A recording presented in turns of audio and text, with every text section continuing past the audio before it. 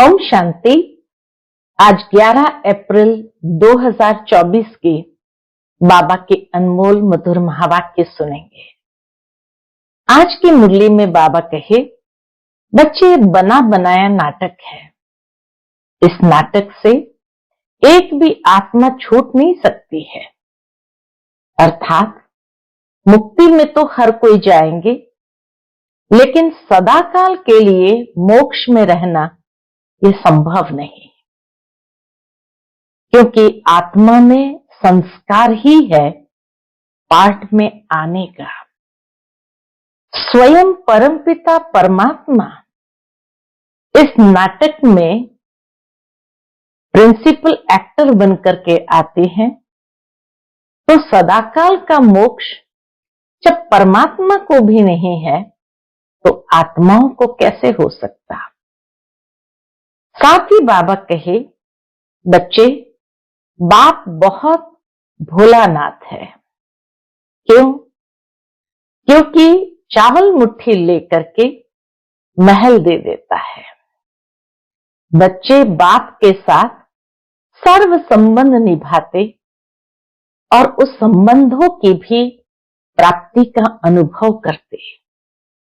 भक्ति में ईश्वर अर्थ कर्म करते और थोड़ा सा अल्पकाल का फल पा लेते हैं, लेकिन यहां समझ से करते, इसीलिए बाबा कहे सदाकाल का फल प्राप्त हो जाता। तो सुनते हैं आज के बाबा के अनमोल मधुर महावाक्य। ओम शांति। मीठे बच्चे, ये बना बनाया नाटक है।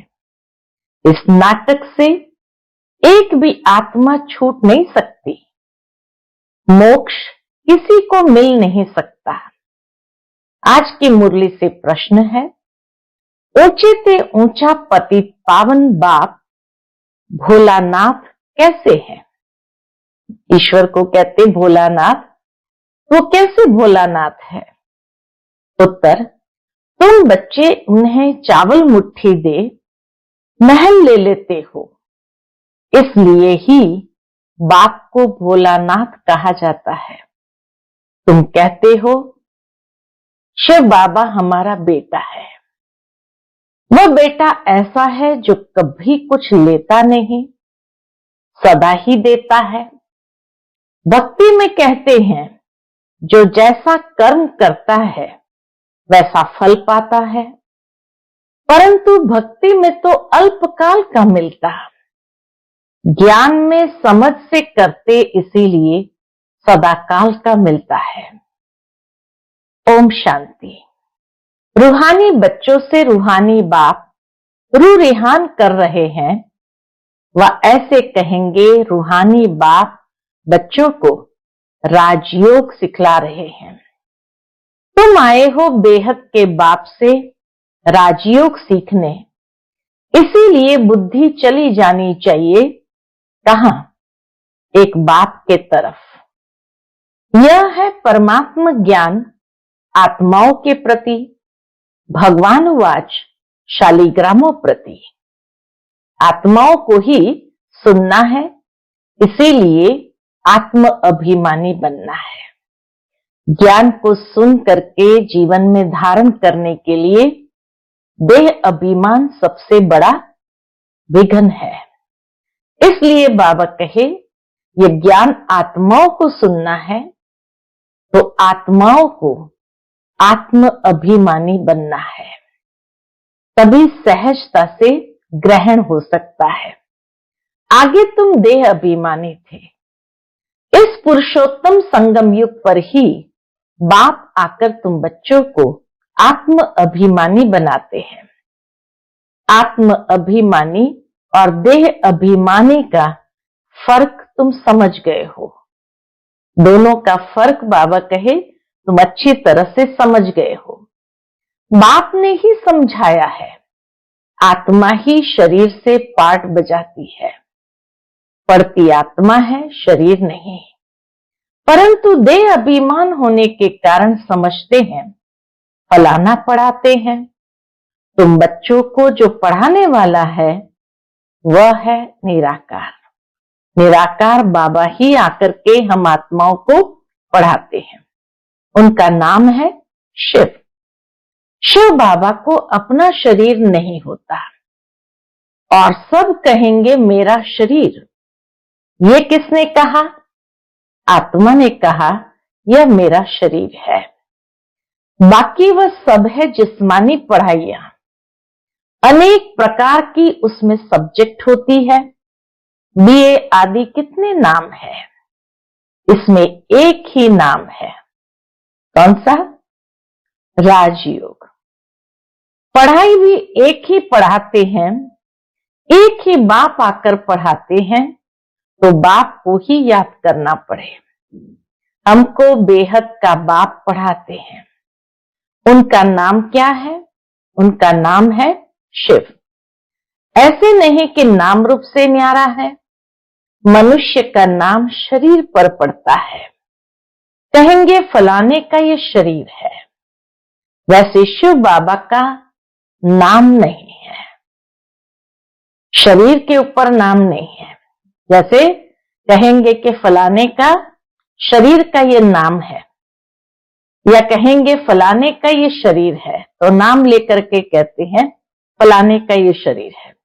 तो बाबा कहे वैसे शिव बाबा का नाम नहीं है, यानी कोई शरीर या आकृति पर नाम नहीं है। मनुष्य का नाम शरीर पर है। एक ही निराकार बाप है जिसका नाम है शिव। जब पढ़ाने आते हैं तो भी नाम शिव ही है, ये शरीर तो उनका नहीं है। भगवान एक ही होता है, 10-12 नहीं। 10-12 कोई भगवान नहीं है, वह है ही एक। फिर मनुष्य उनको 24 अवतार कहते हैं। बाप कहते हैं मुझे बहुत भटकाया है, कभी 10 अवतार, कभी 24 अवतार, कभी कण कण में। तो बाबा कहे मुझे बहुत भटकाया है। परमात्मा को ठिक्कर भीतर सब में कह दिया है। जैसे भक्ति मार्ग में खुद भटके हैं, वैसे मुझे भी भटकाया है। ड्रामा अनुसार उनके बात करने का ढंग कितना शीतल है। बाबा का बात करने का ढंग कितना शीतल है।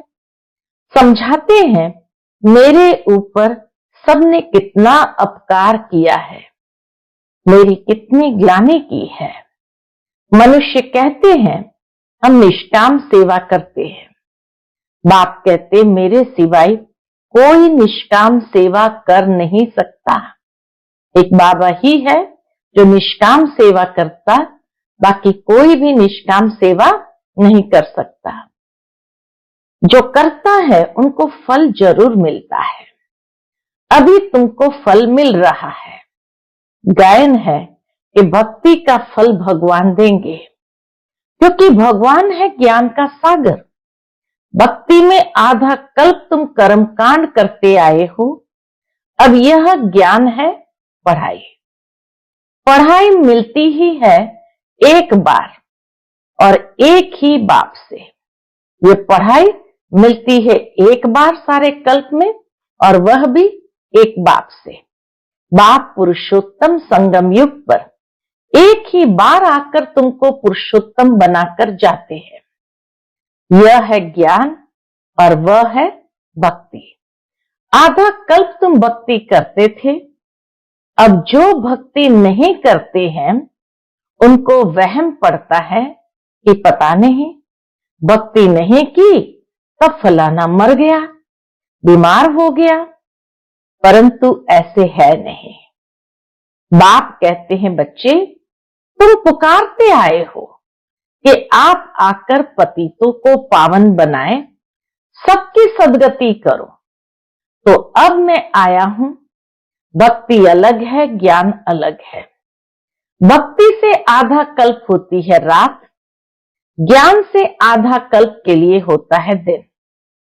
राम राज्य और रावण राज्य दोनों बेहद है, दोनों का टाइम बराबर है।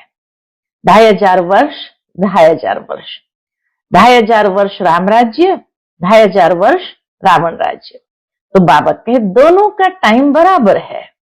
इस समय भोगी होने कारण दुनिया की वृद्धि जास्ती होती है, आयु भी कम होती है। वृद्धि जास्ती न हो उसके लिए फिर प्रबंध रचते हैं, मनुष्य प्रबंध रचते हैं। तुम बच्चे जानते हो इतनी बड़ी दुनिया को कम करना तो बाप का ही काम है। बाप आते ही है इसलिए इस दुनिया की आबादी को कम करने, पुकारते भी है बाबा आप आकर अधर्म विनाश करो, अर्थात सृष्टि को कम करो। दुनिया तो जानती नहीं कि बाप कितना कम कर देते हैं, कहां 800 करोड़ और कहां 9 लाख। थोड़े मनुष्य रह जाते हैं, बाकी सब आत्माएं अपने घर चली जाती है। फिर नंबरवार पाठ बजाने आती है। नाटक में जितना पाठ देरी से होता है वह घर से भी देरी से आते हैं। अपना धंधा आदि पूरा कर बाद में आते हैं। नाटक वाले भी अपना धंधा करते हैं, फिर समय पर नाटक में आ जाते हैं पाठ बजाने। तुम्हारा भी ऐसे ही है।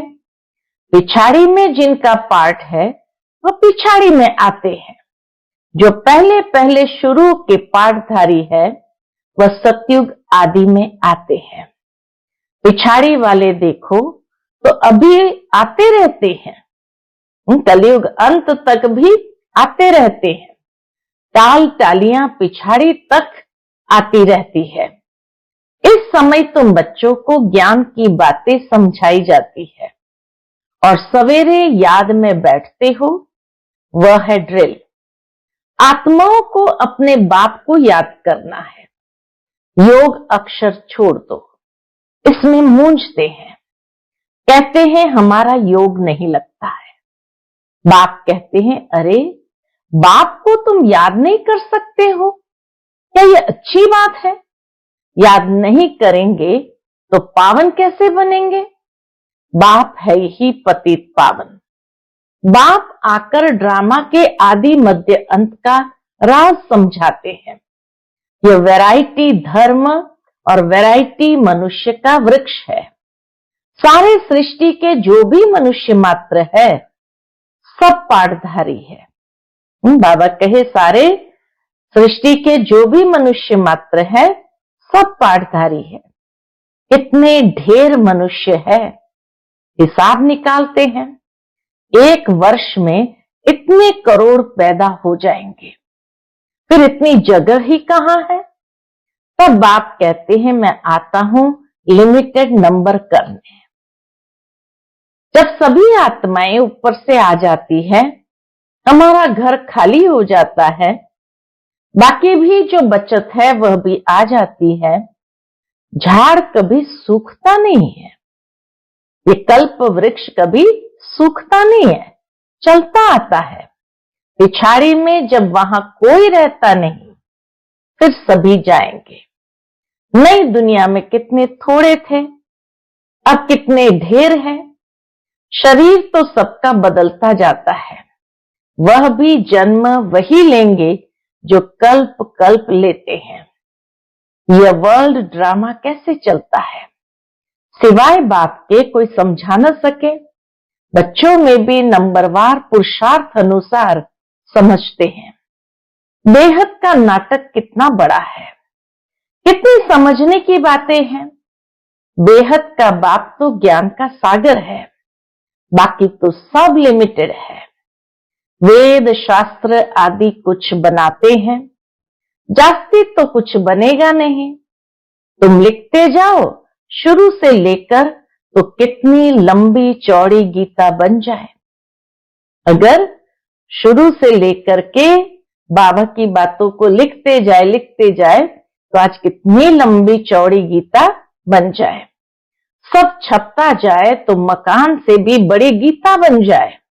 इसलिए बढ़ाई दी है, सागर को स्याही बनाओ, जंगलों की कलम बनाओ, धरती का कागज बनाओ।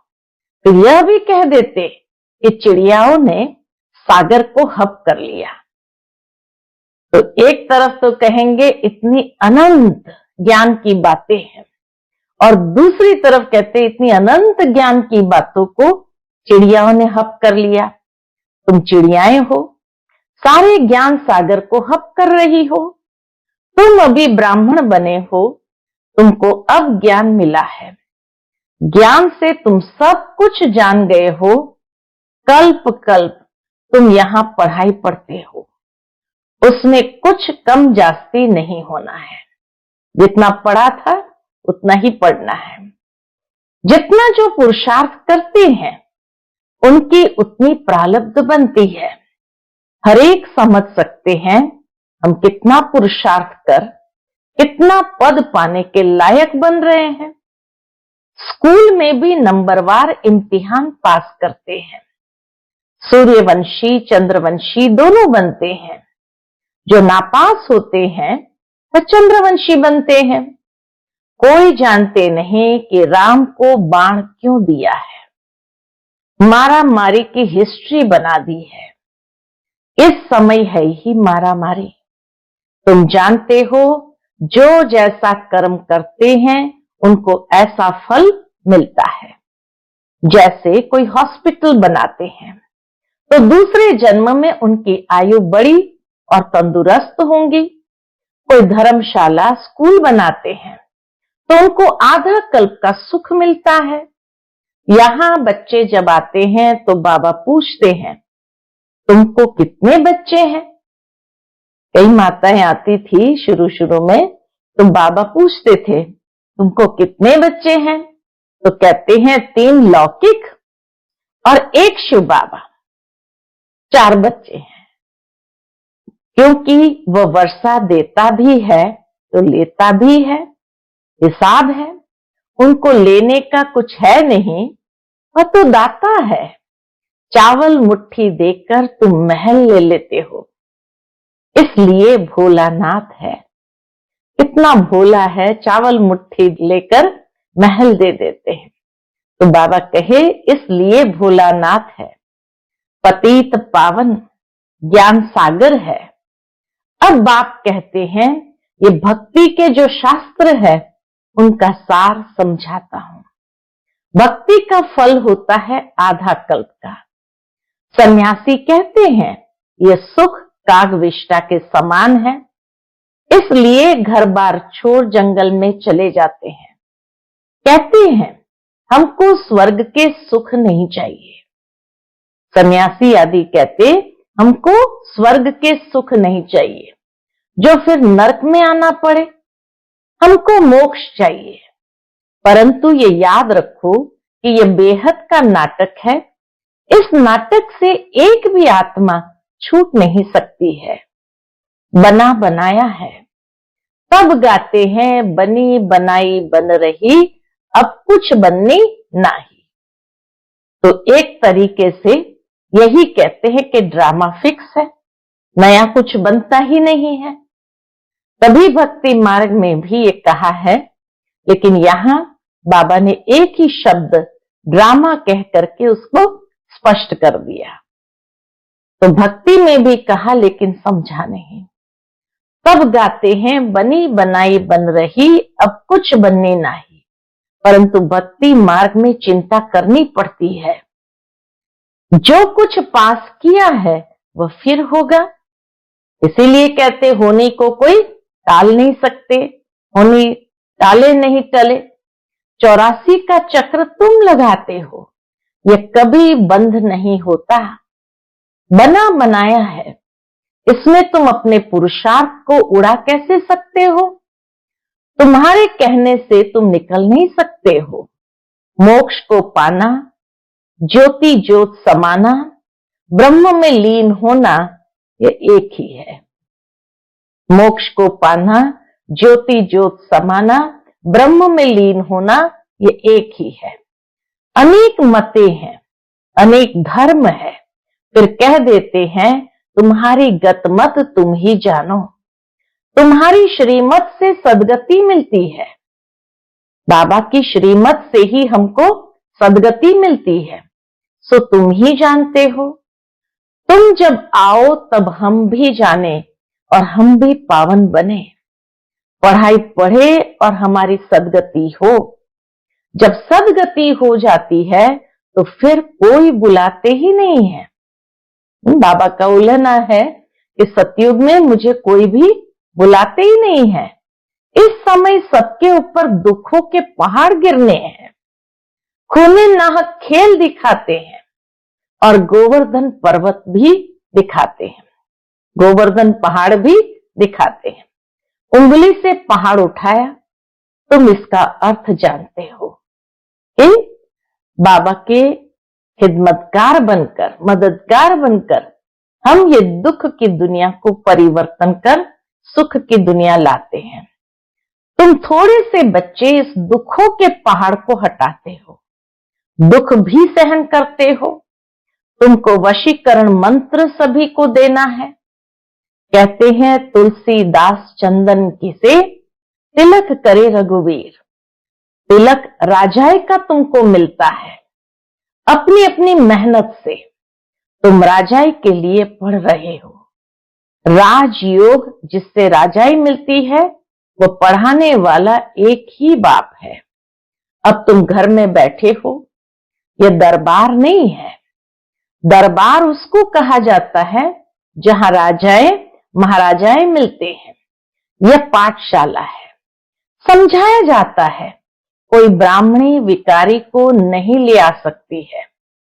पतित वायुमंडल को खराब करेंगे, इसलिए अलाव नहीं करते हैं। जब पवित्र बने तब अलाव किया जाए। मधुबन में आने के नियम भी तो रखे हैं। जब पवित्र बने तब अलाव किया जाए। अभी कोई कोई को अलाव करना पड़ता है।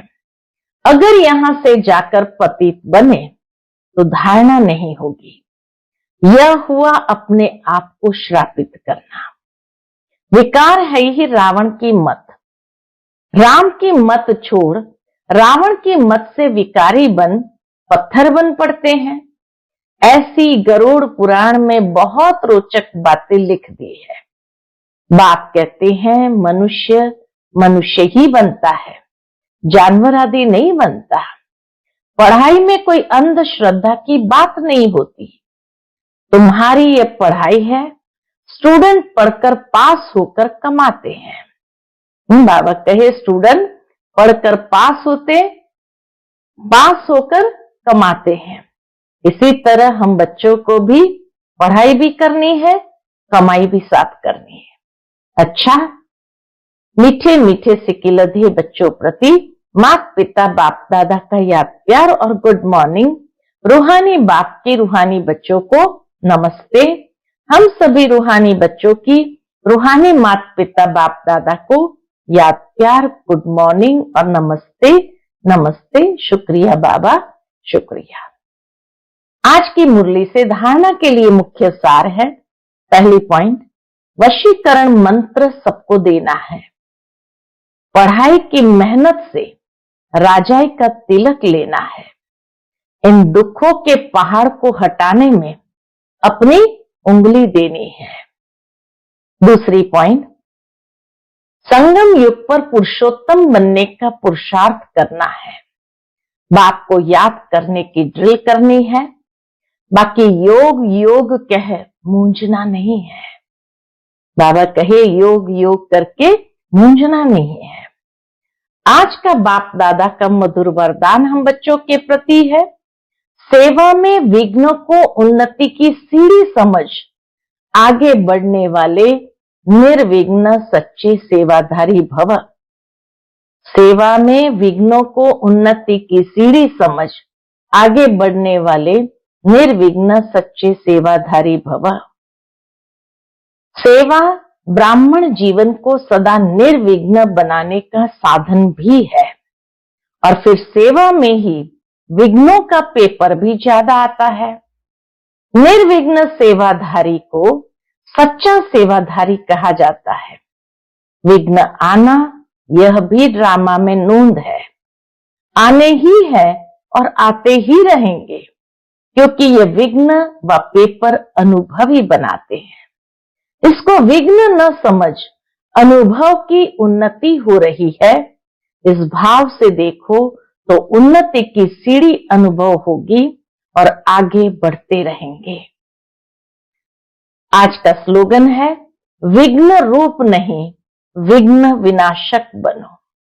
बाबा कहे किसी के लिए भी विघ्न रूप नहीं, विघ्न विनाशक बनो, क्योंकि जितना विघ्न रूप बनते जाएंगे उतना स्वयं पर भी वो हिसाब किताब का बोझ चढ़ता जाएगा।